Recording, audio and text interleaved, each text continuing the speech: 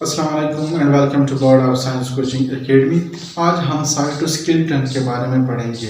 Cytoskeleton जो है to word से डिराइव्ड है, साइटो एंड स्केलेटन। साइटो जो है ग्रीक वर्ड काटोस से निकला है जिसकी मीनिंग है सेल, एंड स्केलेटन जो है ग्रीक वर्ड स्केलेटोस से निकला है जिसके मीनिंग है टाइड अप या मम्मी। तो ये सेल के अंदर एक स्केलेटन है, फाइबरस नेटवर्क है जिसको हम साइटोस्केलेटन कहते हैं। मतलब सेल के अंदर जो स्केलेटन है उसको हम साइटोस्केलेटन कहते हैं। तो साइटोस्केलेटन जो है फिलामेंट एंड ट्यूब्यूल का एक नेटवर्क है जो कि साइटोप्लाज्म के अंदर मौजूद होता है। ये फिलामेंट और ट्यूब्यूल जो है ये प्रोटीन से बने होते हैं। तो इसको सबसे पहले कोर्ज़ोफ ने डिस्कवर किया था 1928 में, जब वो माइक्रोस्कोप के जरिए स्टडी कर रहा था। तो उन्होंने ये ऑब्जर्व किया कि सेल के अंदर एक ऑर्गेनाइज्ड फाइबरस नेटवर्क मौजूद होता है। सेल के अंदर उसके साइटोप्लाज्म के अंदर एक ऑर्गेनाइज्ड नेटवर्क ऑफ प्रोटीन्स मौजूद होता है। उसको उन्होंने साइटोस्केलेटन का नाम दिया। बाद में कोहेन ने 1977 में इसी की रिसर्च को, कोर्ज़ोफ की रिसर्च को कंफर्म किया with electron microscope. Electron microscope का इस्तेमाल करके कोहेन ने इसी बात को कंफर्म किया कि आया सेल के अंदर वाकई साइटोस्केलेटन मौजूद है, फाइबरस नेटवर्क मौजूद है। तो उन्होंने इसको कंफर्म किया और ये फाइंडिंग देखी कि साइटोप्लाज्म के अंदर साइटोस्केलेटन जो है वो मौजूद होता है। साइटोस्केलेटन नेटवर्क मौजूद होता है यूकेरियोटिक सेल के अंदर। ये कोहेन की फाइंडिंग है।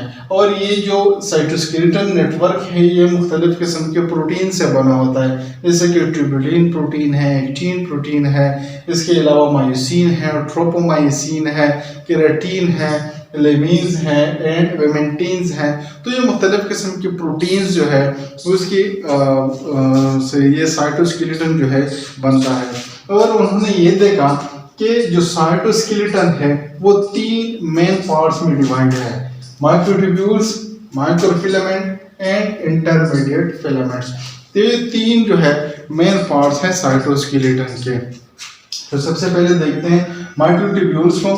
तो माइक्रोट्यूब्यूल्स जो है लॉन्ग अनब्रांच सिलेंडर्स इसकी तरह इसकी स्ट्रक्चर्स हैं, मतलब लॉन्ग अनब्रांच सिलेंडर्स हैं और ये ट्यूबुलिन प्रोटीन से बना है।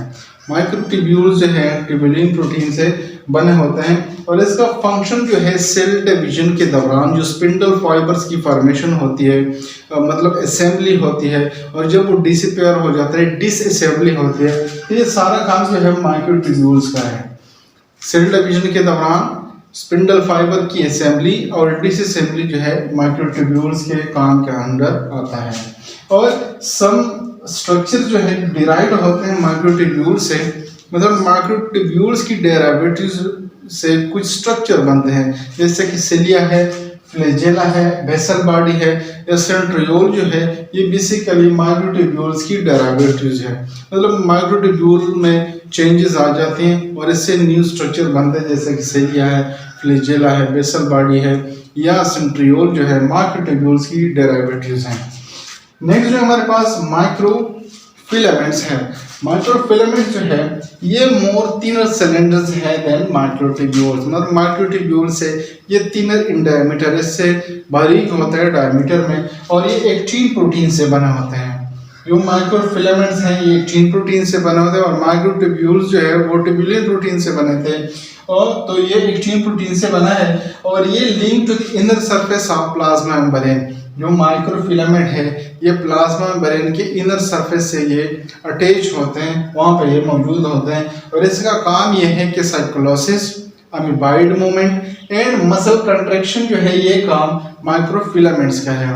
माइक्रोफिलामेंट जो है या अमीबाइड मूवमेंट, जो अमीबा की तरह जो मूवमेंट होती है, या मसल की जो कंट्रैक्शन होती है, या साइटोप्लाज्म की जो मूवमेंट होती है, वो माइक्रोफिलामेंट्स की वजह से होती है।